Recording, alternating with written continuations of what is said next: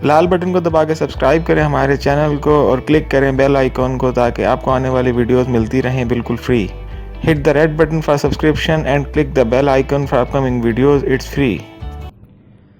The wild duck ये एक Norwegian writer Heinrich Ibsen ने लिखा है इस प्ले को, जो 1884 में पब्लिश हुआ था। इस प्ले में कुछ अहम इम्पॉर्टेंट करैक्टर हैं, जिनमें पहला करैक्टर जो है वो हेल्मर एक्डेल का है। ये इस ड्रामे का बहुत इंपॉर्टेंट करैक्टर है। ये अपनी एक ख्वाबी दुनिया में रहता है और इसको ख्वाब देखने का शौक़ है और काफ़ी लेज़ी इंसान है। हेल्मर ख्वाब देखता है कि एक दिन वो ऐसी ईजाद करेगा, ऐसी इन्वेंशन करेगा जिससे फ़ोटोग्राफी की दुनिया में रेवोल्यूशन आ जाएगा और वो बहुत मशहूर हो जाएगा। उसके सारे काम उसकी बीवी और बेटी करती हैं और उसका फ़ोटो स्टूडियो भी उसकी वाइफ और उसकी बेटी चलाती हैं। दूसरा करैक्टर है जीना एक्डेल। जीना हेल्मर की बीवी है और उनकी एक बेटी हेडविग भी है। ये अपने घर के सारे काम खुद करती है और फोटोग्राफी स्टूडियो भी चलाती है। वो हर तरह से अपने शौहर का ख्याल रखने और उसे खुश रखने की कोशिश करती है और ये इस ड्रामे के एक करैक्टर हैकन वर्ले की गर्लफ्रेंड भी रह चुकी है।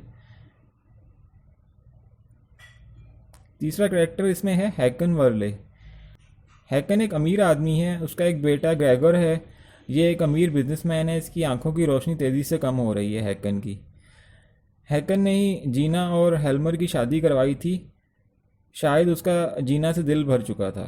जीना जो थी वो इसकी गर्लफ्रेंड रह चुकी है हैकन की, तो इसने बाद में हेल्मर से उसकी शादी करवा दी थी।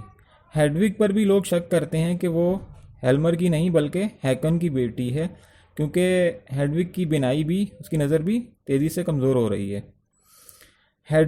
हेडविग की एज 14 साल है और वो अपने बाप हेल्मर से मोहब्बत करती है, मगर हेल्मर उसको बाप का प्यार नहीं दे पाता क्योंकि उसको लगता है कि ये उसकी औलाद नहीं है और वो ऐसा शक करता है कि शायद ये हैकन की बेटी है, क्योंकि इसकी माँ का जीना का शादी से पहले हैकन के साथ अफेयर था।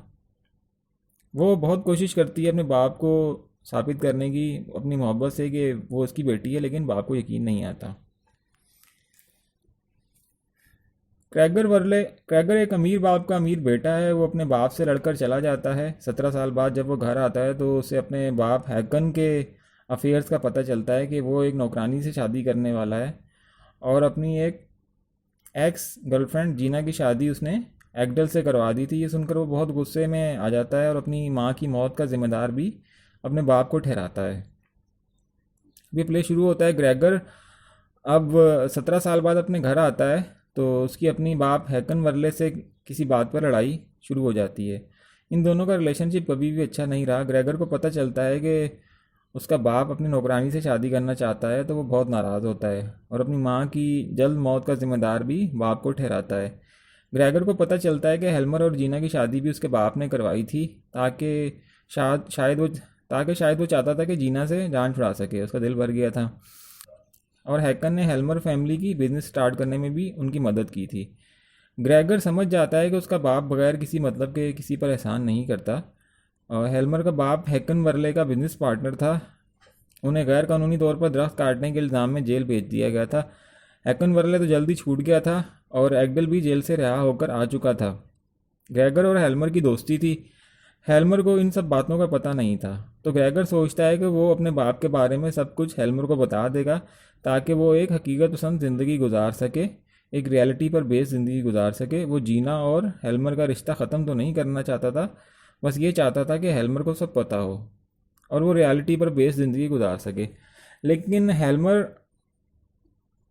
ख्वाबों की दुनिया में रहने वाला इंसान था।